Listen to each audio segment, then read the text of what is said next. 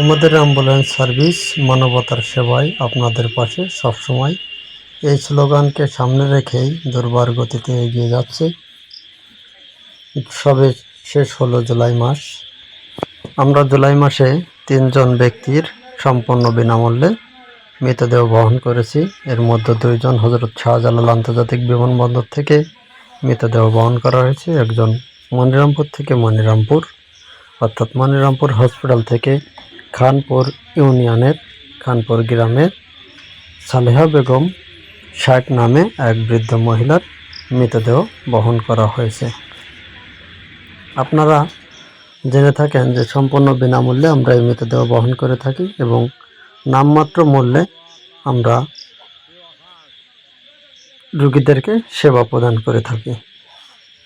আপনারা যারা সেবা গ্রহণ করতে চান তারা অবশ্যই আমাদের ওপরে নাম্বারটিতে যোগাযোগ করবেন এবং পেজকে ফলো দিয়ে রাখবেন।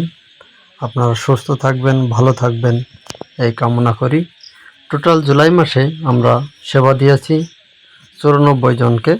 এর মধ্যে সম্পূর্ণ বিনামূল্যে 3 জন ব্যক্তির মৃতদেহ বহন করা হয়েছে। আপনারা যে ভিডিওটি দেখছেন এই ভিডিও কিন্তু সেই সালেহা বেগমের, যাকে আমরা আজ বিকাল 3:30টার সময় মনিরামপুর হাসপাতাল থেকে তার নিজ গ্রামে এই মৃতদেহটি বহন করে দিয়েছি।